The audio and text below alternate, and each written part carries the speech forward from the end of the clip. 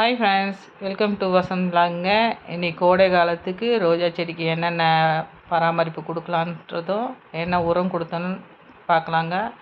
Liquid உரமாக கொடுத்தா ரொம்ப நல்லாயிருக்குங்க. ஏன்னா செம்ம வெயில் அடிக்குது இல்லைங்களா? இனி வெயில் காலத்துக்கு கொஞ்சம் கஷ்டப்பட தான் செய்யுங்க. அதுவும் ரோஸு ரொம்ப கஷ்டப்படும்.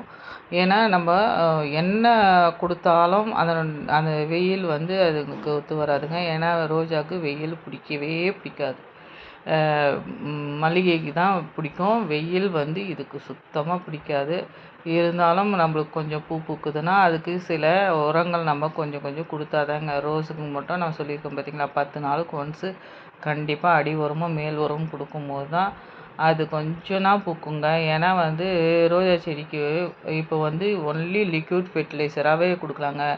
என்னென்ன தண்ணி கலந்து நம்ம கொடுக்க முடியுமோ அத்தனை ஐட்டங்களும் கொடுத்தோம்னாவே நம்மளுக்கு கொஞ்சம் கொஞ்சம் பூ கொடுக்கும். கொஞ்சம் குளிர்ச்சியான ஐட்டமாக கொடுத்தோம்னா அது கொஞ்சம் முடிஞ்ச வரைக்கும் பூக்கும். அதுதான் நம்ம சொன்னோம். கண்டிப்பாக ரோஸுக்கு ஷேட் நெட் கண்டிப்பாக போட்டாகணுங்க. எல்லாம் நம்ம வெயில் முடியறதுக்குள்ளே நம்ம ஒரு செடி கூட நம்ம பார்க்க முடியாது. நான் எப்போயுமே வெயில் காலம் ஆனவே மார்ச் எண்டிலேயே ஷேட் நெட் கண்டிப்பாக போட்டுருவேங்க. இன்றைக்கி அறுவடை இது தாங்க. நம்ம மாடி தோட்டத்து அறுவடை ஓரளவுக்கு கொஞ்சம் பூ கொடுத்தது.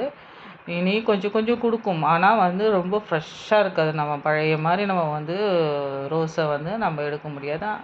அதனால் நீங்கள் கண்டிப்பாக எதனா ஒரு உரம் கொடுக்கணும். நான் இந்த வாரம் கொடுத்த உரம்னு பார்த்தீங்கன்னா, இன்றைக்கி நம்ம எப்பவுமே நம்ம நார்மலாக நம்ம காய்கறி கழுவின தண்ணிங்க எல்லாமே நம்ம என்னென்ன சாப்பிட்றோமோ அத்தனை ஐட்டமும் போட்டு அதில் கூட அது நம்ம நார்மல் எப்பயுமே கொடுக்கறது. அது இல்லாமல் கடல் பாசி லிக்விடுங்க. கடல் பாசி லிக்விட் நான் வாங்கி வச்சுருக்கேன். அது இந்த மாதிரி ஒரு 2 மூடி ஊற்றிருக்கேங்க. நான் அது ஒரு 10 லிட்டர் தண்ணியில் கலந்துக்குங்க. ஏன்னா நாங்கள் 2 மூடி ஒரு 5 ml 5 ml 10 ml போட்டிருக்கேன். போட்டு எல்லாத்துலேயும் ஒரு அரை மக்கு நம்ம அடிக்கு கொஞ்சம் கொடுத்தோம். அடி உரமாக கொடுக்கணும். ஃபஸ்ட்டு அதை லிக்விடாகவே கொடுங்க. ஏன்னா வெயிலுக்கு ஒரு நாள் தண்ணி விட்றிங்கன்னா தண்ணி உள்ளாத அன்றைக்கி இந்த மாதிரி ஐட்டங்கள் உனக்குலாம் 10 நாளைக்கு ஒரு தடவை இது ஸ்ப்ரேவாகவும் இந்த வாட்டி கொடுத்தேங்க. ஏன்னா அடி உரமாகவும் கொடுக்கும்போது மேல் உரம் எதனா ஒன்று கொடுக்கணும். இந்த வாட்டி கொடுக்காம இதையே ஒரு தடவை கொடுக்கலாம் அப்படின்னு சொல்லிட்டு விட்டேன். மாதம் ஒரு தடவை கொடுங்க. இன்றைக்கி இது தாங்க. நான் இன்றைக்கி 2த்துக்கும் அடி உரமாகவும் மேலே ஸ்ப்ரேவாகவும் மேல் ஸ்ப்ரே மதியம் ஈவினிங்காக கொடுங்க. 5 o'clock 6 o'clock நம்ம வெயில் இறங்கினோடனே கொடுக்கலாம். இது காலையில் கொடுக்கலாம். அடி உரம் கொடுக்கறது காலையில் கொடுக்கலாம்.